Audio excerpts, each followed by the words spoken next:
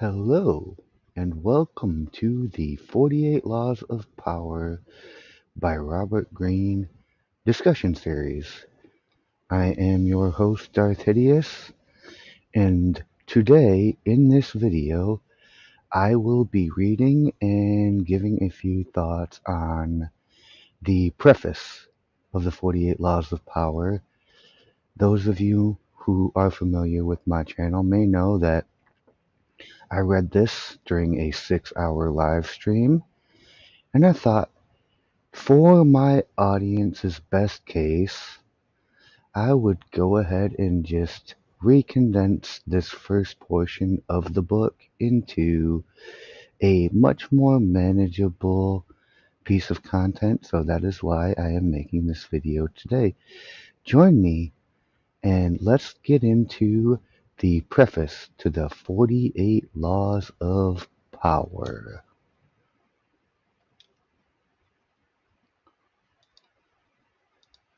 Preface.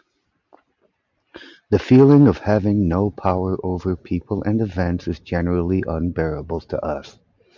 When we feel helpless, we feel miserable. No one wants less power, everyone wants more. In the world today, however, it is dangerous to seem too power-hungry, to be too overt with your power moves. We have to seem fair and decent. We need to be subtle, congenial yet cunning, democratic yet devious. This game of constant duplicity most resembles the power dynamic that existed in the scheming world of the old aristocratic court. Throughout history, a court has always formed itself around the person in power: king, queen, emperor, leader. The courtiers who filled this court were in an especially delicate position. They had to serve their masters, but if they seemed to fawn, if they curried favor too obviously, the other courtiers around them would notice, and would act against them. Attempts to win the master's favor, then, had to be subtle, and even skilled courtiers capable of such subtlety still had to protect themselves from their fellow courtiers, who at all moments were scheming to push them aside. Meanwhile, the court was supposed to represent the height of civilization and refinement. Violent or overt power moves were frowned upon. Courtiers would work silently and secretly against any among them who used force. This was the courtier's dilemma. While appearing the very paragon of elegance, they had to outwit and thwart their own opponents in the subtlest of ways. The successful courtier learned over time to make all of his moves indirect. If he stabbed an opponent in the back, it was with a velvet glove on his hand and the sweetest of smiles on his face. Instead of using coercion or outright treachery, the perfect courtier got his way through seduction, charm, deception, and subtle strategy, always planning several moves ahead. Life in the court was a never-ending game that required constant vigilance and tactical thinking. It was civilized war. Basically, what they're trying to say here, what my man Robert Greene is saying, is this was like a giant chess game being played by all the players all at once. And you had to be aware not just of what your pieces were doing and what your moves were, but what everyone else was doing with their pieces and their moves 3 or 4 ahead. And it is still the same today. Today, we face a peculiarly similar paradox to that of the courtier. Everyone must appear civilized, decent, democratic, and fair. But if we play by those rules too strictly, if we take them too literally, we are crushed by those around us who are not so foolish. As the great Renaissance diplomat and courtier Niccolo Machiavelli wrote, any man who tries to be good all the time is bound to come to ruin among the great number who are not good. Oh, that's a lot to talk about right there. The court imagined itself the pinnacle of refinement, but underneath its glittering surface a cauldron of dark emotions, greed, envy, lust, hatred, boiled and simmered. Our world today similarly imagines itself the pinnacle of fairness, yet the same ugly emotions still stir within us, as they have forever. The game is the same. Outwardly you must respect the niceties, but inwardly, unless you are a fool, you learn quickly to be prudent. And to go ahead and go back and comment on what Machiavelli said about always trying to be good. You've heard the phrase, it's a dog eat dog world. Well, the dog that don't bite when the dog needs to bite is the dog that's going to get eaten.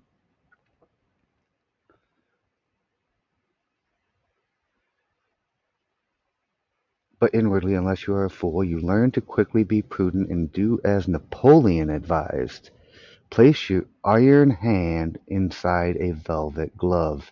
If, like the courtier of times gone by, you can master the arts of indirection, learning to seduce, charm, deceive, and subtly outmaneuver your opponents, you will attain the heights of power. You will be able to make people bend to your will without their realizing what you have done.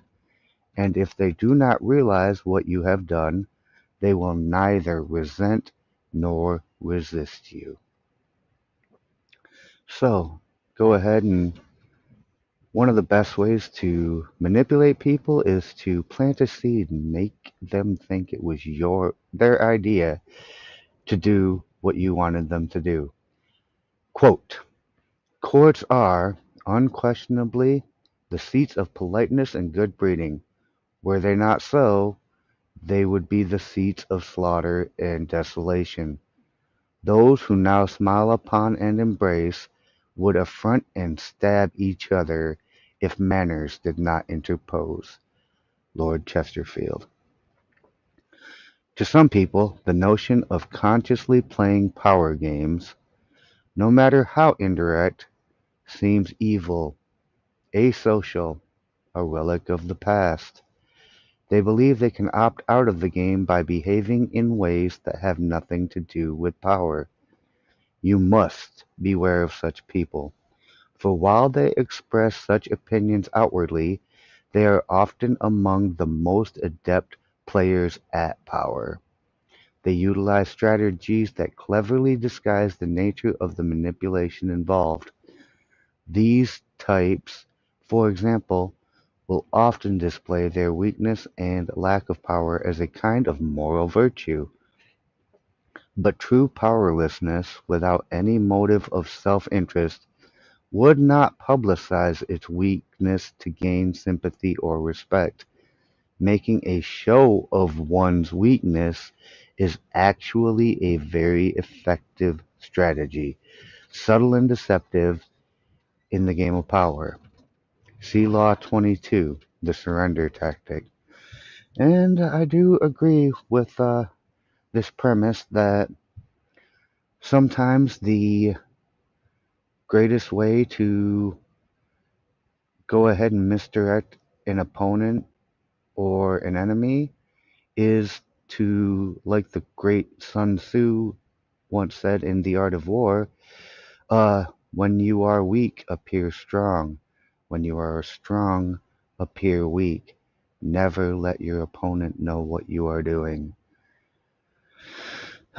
Quote, there is nothing very odd about lambs disliking birds of prey, but this is no reason for holding it against large birds of prey that they carry off lambs. And when the lambs whisper among themselves, these birds of prey are evil.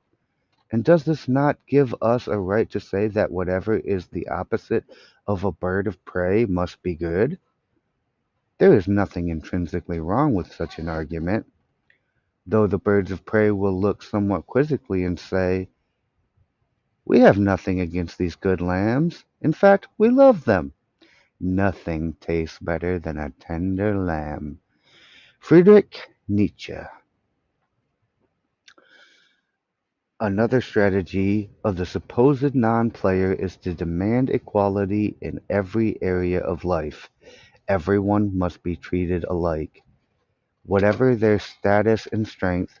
But if, to avoid the taint of power, you attempt to treat everyone equally and fairly, you will confront the problem that some people do certain things better than others. Treating everyone equally means ignoring their differences, elevating the less skillful and suppressing those who excel. Again, many of those who behave this way are actually deploying another power strategy, redistributing people's rewards in a way that they determine. And I've spoken at length about this on my channel and in public elsewhere. The problem with equality and equity and fairness is that life isn't fair, people aren't equal, and we don't deserve to be either elevated to a position that our talents don't merit or suppressed to a position that our talents don't merit. We're not equal. We can't treat each other as such. That's not truly fair.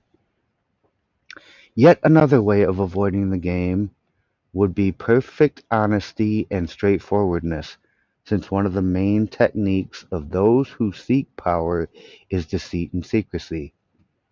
But being perfectly honest will inevitably hurt and insult a great many people, some of whom will choose to injure you in return. No one will see your honest statement as completely objective and free of some personal motivation, and they will be right. In truth, the use of honesty is indeed a power strategy, intended to convince people of one's noble, good-hearted, selfless character. It is a form of persuasion, even a subtle form of coercion. And I know that the best way to be completely honest is to go ahead and follow laws 3 and 4. Law 3 being always conceal your intentions, and Law 4 being always say less than necessary. And if you can combine these two and learn when to be completely forthright and honest and when to shut your mouth, you'll do well in the game of power, even if you claim to be a non-player. Finally, those who claim to be non-players may affect an air of naivete to protect them from the accusation that they are after power. Beware again, however, for the appearance of naivete can be an effective means of deceit. See Law 21, seem dumber than your mark. And even genuine naivete is not free of the snares of power. Children may be naive in many ways, but they often act from an elemental need to gain control over those around them. Children suffer greatly from feeling powerless in the adult world, and they use any means available to get their way. Genuinely innocent people may still be playing for power and are often horribly effective at the game, since they are not hindered by reflection. Once again, those who make a show or display of innocence are the least innocent of all. And what he's saying about children is children still need power, they still need stuff, they still have needs to be met in the adult world. So children use things like uh, tears, emotions, they use things like tantrums. They seem and are, for all intents and purposes, innocent because, well, they have no concept of deception or self-reflection, but they know what to do to manipulate the adults to get what they want. because they use a very elemental approach. It's very, very effective. Quote, "The only means to gain one's ends with people are force and cunning, love also, they say, but that is to wait for sunshine, and life needs every moment." Johann von Goethe. You can recognize these supposed non-players by the way they flaunt their moral qualities, their piety, their exquisite sense of justice. But since all of us hunger for power, and almost all of our actions are aimed at gaining it, the non-players are merely throwing dust in our eyes, distracting us from their power plays with their air of moral superiority. If you observe them closely, you will see in fact that they are often the ones most skillful at indirect manipulation, even if some of them practice it unconsciously, and they greatly resent any publicizing of the tactics they use every day. Quote, "The arrow shot by the archer may or may not kill a single person, but stratagems devised by a wise man can kill even babies in the womb." Kautilya, Indian philosopher, 3rd century BC. If the world is like a giant scheming court and we are trapped inside it, there is no use in trying to opt out of the game. And that is the truth of the game that we will cover throughout the laws is everyone plays. Everyone. That will only render you powerless, and powerlessness will make you miserable. Instead of struggling against the inevitable, instead of arguing and whining and feeling guilty, it is far better to excel at power. In fact, the better you are at dealing with power, the better friend, lover, husband, wife, and person you become. By following the route of the perfect courtier, see Law 24, you learn to make others feel better about themselves, becoming a source of pleasure to them. They will grow dependent on your abilities and desirous of your presence. By mastering the 48 laws in this book, you spare others the pain that comes from bungling with power. By playing with fire without knowing its properties. If the game of power is inescapable, better to be an artist than a denier or a bungler. And the game of power is inescapable. If you are alive and there are people within your vicinity, it doesn't matter how many, you will always be having a power dynamic between you. One will always have more power than the other. No power structure is shared equally. And this is my opinion that it is absolutely best to learn how to play these games. You may be a denier, but you are still playing no matter what. Learning the game of power requires a certain way of looking at the world, a shifting of perspective. It takes effort and years of practice, for much of the game may not come naturally. Certain basic skills are required, and once you master these skills, you will be able to apply the laws of power more easily. The most important of these skills and power's crucial foundation is the ability to master your emotions. An emotional response to a situation is the single greatest barrier to power, a mistake that will cost you a lot more than any temporary satisfaction you might gain by expressing your feelings. Emotions cloud reason, and if you cannot see the situation clearly, you cannot prepare for and respond to it with any degree of control. Anger is the most destructive of emotional responses, for it clouds your vision the most.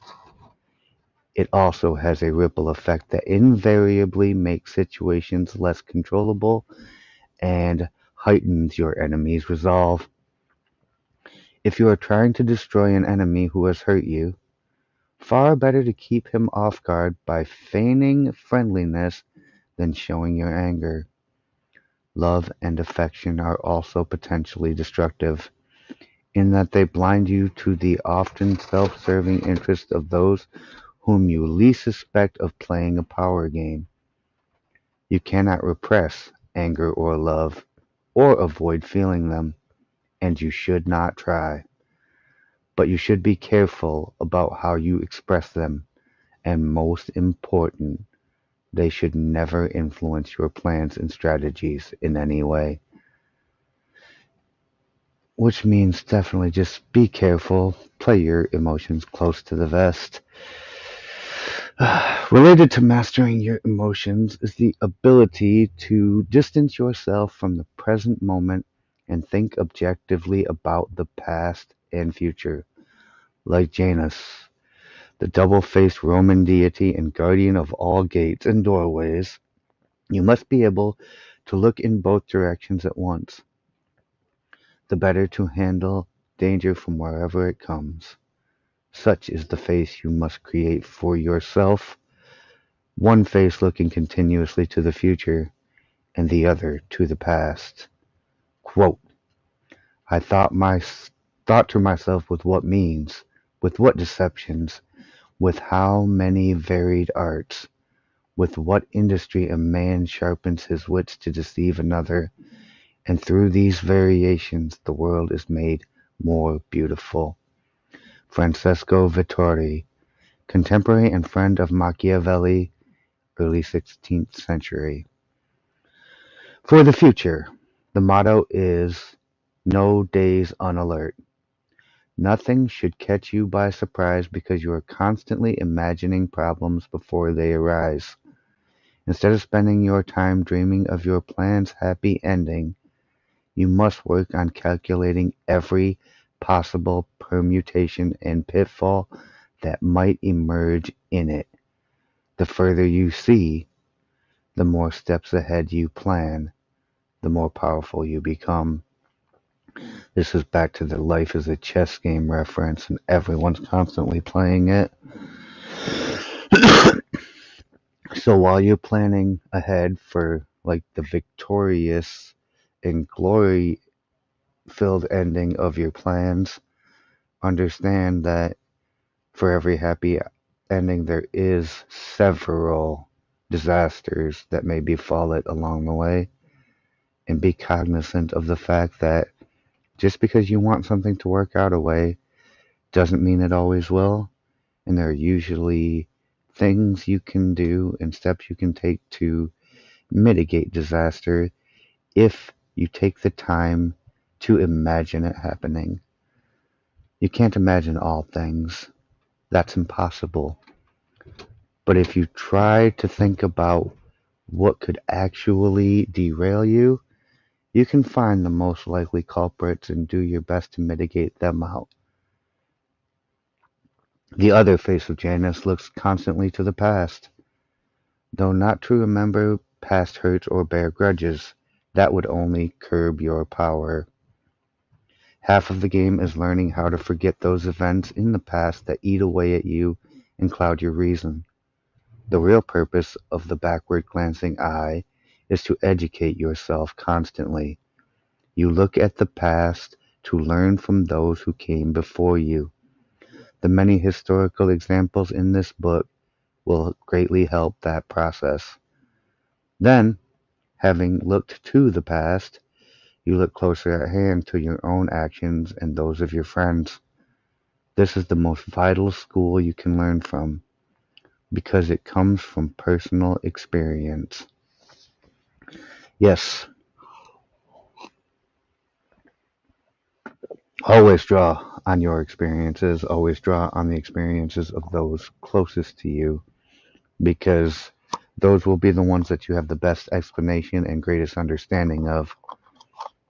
And those are the schools of thought that will actually be most beneficial to you because they're the most relevant to you right now in your real life.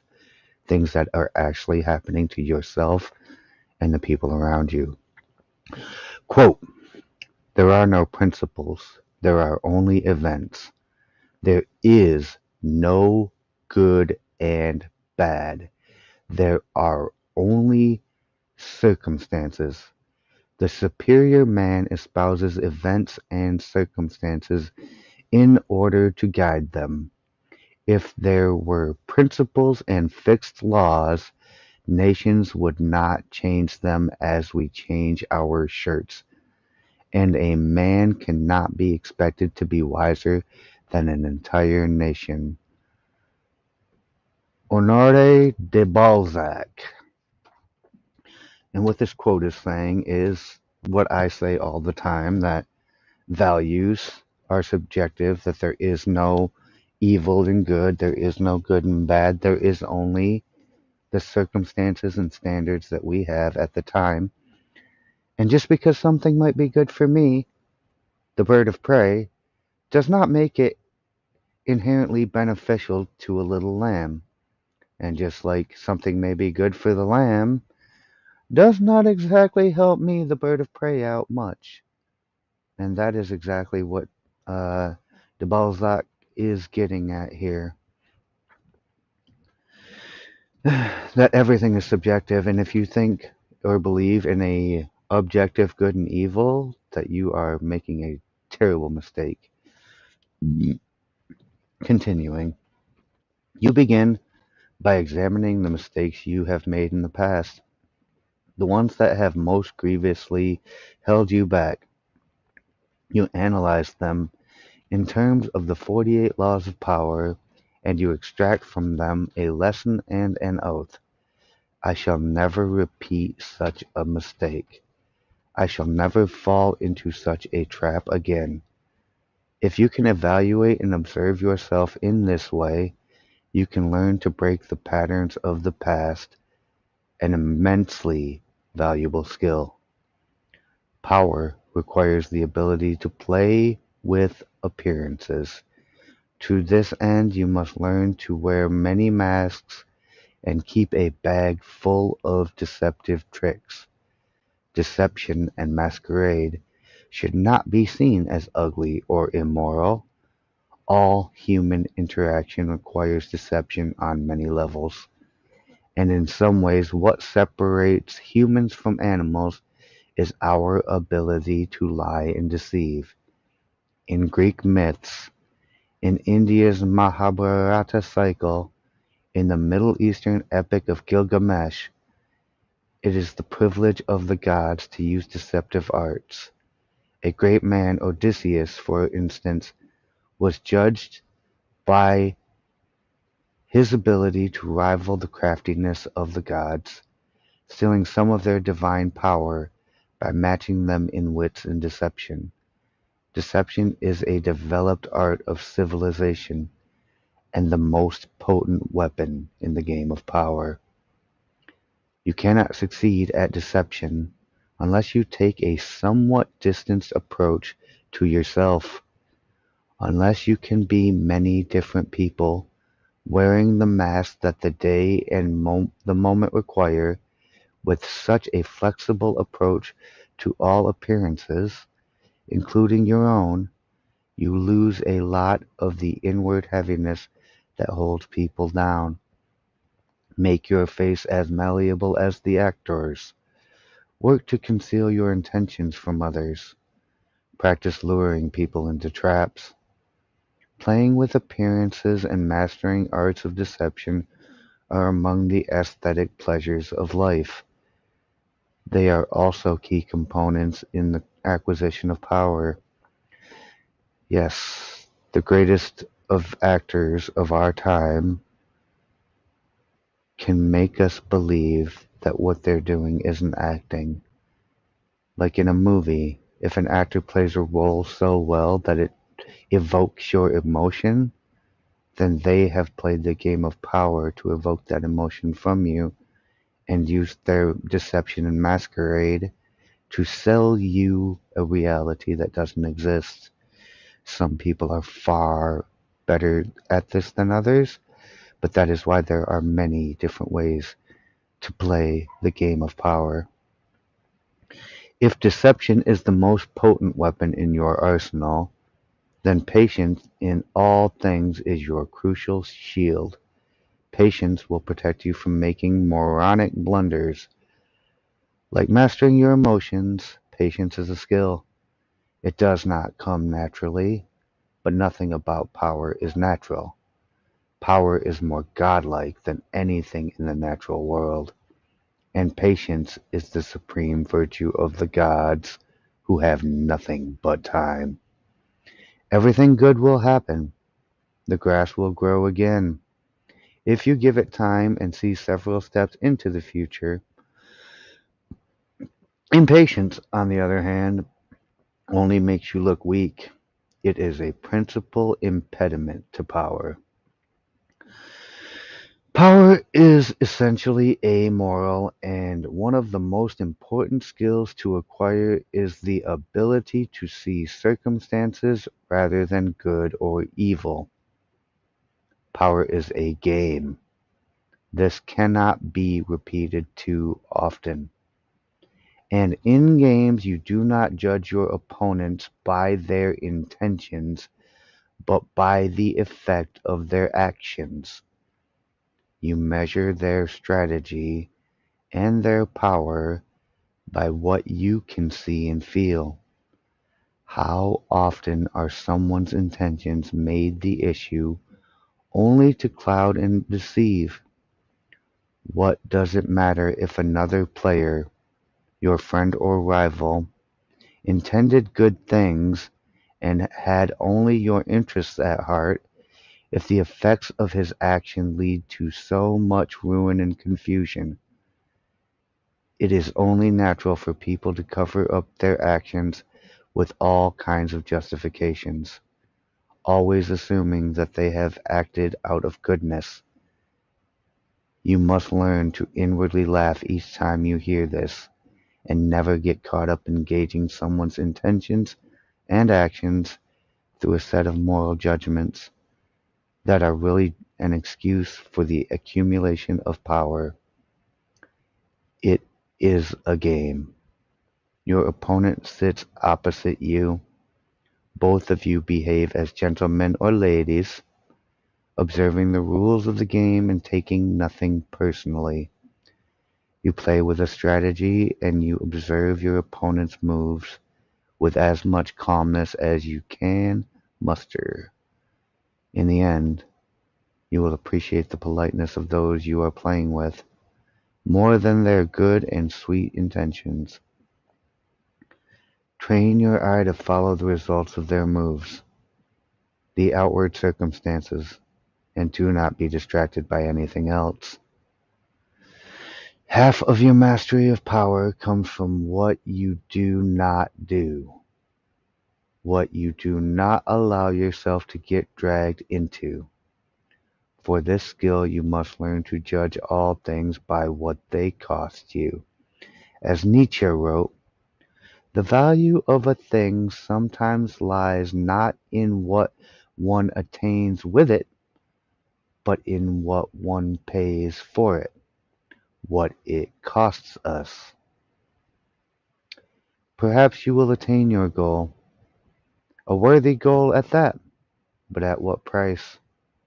Apply this standard to everything, including whether to collaborate with other people or come to their aid. In the end, life is short, opportunities are few, and you have only so much energy to draw on. And in this sense, time is as important a consideration as any other. Never waste valuable time or mental peace of mind on the affairs of others. That is too high a price to pay. Power is a social game. To learn and master it, you must develop the ability to study and understand people. As the great 17th century thinker and courtier Balthasar Gracian wrote, quote, many people spend time studying the properties of animals or herbs. How much more important it would be to study those of people with whom we must live or die. End quote. To be a master player, you must also be a master psychologist. You must recognize motivations and see through the cloud of dust with which people surround their actions. An understanding of people's hidden motives is the single greatest piece of knowledge you can have in acquiring power. It opens up endless possibilities of deception, seduction, and manipulation. Master psychology. That is exactly what we are doing here. That is what my channel is mostly about. Psychology, philosophy, figuring out what makes a human tick, figuring out what sets us apart not just from every other species, but from each other. Why different cultures embrace different values, why different cultures embrace different values over time and change. All of these things are extremely important because if you can understand what makes people work, then you know how to play the power game with them to the greatest effect for yourself. People are of infinite complexity, and you can spend a lifetime watching them without even ever fully understanding them. So it is all the more important, then, to begin your education now. In doing so, you must also keep one principle in mind. Never discriminate as to whom you study and whom you trust. Never trust anyone completely and study everyone, including friends and loved ones. That is law too. Never trust your friends completely. Learn how to use your enemies. Finally, you must learn always to take the indirect route to power. Disguise your cunning. Like a billiard ball that caroms several times before it hits its target, your moves must be planned and developed in the least obvious way. By training yourself to be indirect, you can thrive in the modern court, appearing the paragon of decency while being the consummate manipulator. Consider the 48 Laws of Power a kind of handbook on the arts of indirection. The laws are based on the writings of men and women who have studied and mastered the game of power. These writings span a period of more than 3,000 years and were created in civilizations as disparate as ancient China and Renaissance Italy, yet they share common threads and themes, together hinting at an essence of power that has yet to be fully articulated. The 48 Laws of Power are the distillation of this accumulated wisdom, gathered from the writings of the most illustrious strategists, Sun Tzu and Clausewitz, statesmen, Bismarck and Talleyrand, courtiers, Castiglione and Gracian, seducers, Ninon de l'Enclos and Casanova, and con artists, Yellow Kid Veil. In history, the laws have a simple premise: certain actions almost always increase one's power, the observance of the law, while others decrease it and even ruin us. This is the transgression of the law. These transgressions and observances are illustrated by historical examples. The laws are timeless and definitive. The 48 Laws of Power can be used in several ways. By reading the book straight through, you can learn about power in general. Although several of the laws may seem not to pertain directly to your life, in time you will probably find that all of them have some application and that in fact they are interrelated. By getting an overview of the entire subject, you will best be able to evaluate your own past actions and gain a greater degree of control over your immediate affairs. A thorough reading of the book will inspire thinking and reevaluation long after you finish it. And that is why I have decided to do this series, because I read this book long ago, and after gaining a lot more knowledge and understanding of people and the way these things work, I felt I needed to revisit this, not just by myself, but with all of you who are listening. And that is why I love doing the live series. And I do love when people comment in the comment section regarding the 48 Laws and their takes, their thoughts, their questions. The book has also been designed for browsing and for examining the law that seems at that particular moment most pertinent to you. Say you are experiencing problems with a superior and cannot understand why your efforts have not led to more gratitude or a promotion. Several laws specifically address the master-underling relationship, and you are almost certainly transgressing one of them. By browsing the initial paragraphs for the 48 laws in the table of contents, you can identify the pertinent law. Finally, the book can be browsed through and picked apart for entertainment, for an enjoyable ride through the foibles and great deeds of our predecessors in power. A warning, however, to those who use the book for this purpose. It might be better to turn back. Power is endlessly seductive and deceptive in its own way. It is a labyrinth. Your mind becomes consumed with solving its infinite problems, and you soon realize how pleasantly lost you have become. In other words, it becomes most amusing by taking it seriously. Do not be frivolous with such a critical matter. The gods of power frown on the frivolous.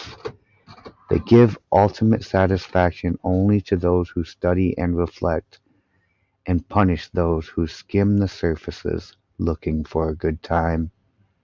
Quote, any man who tries to be good all the time is bound to come to ruin among the great number who are not.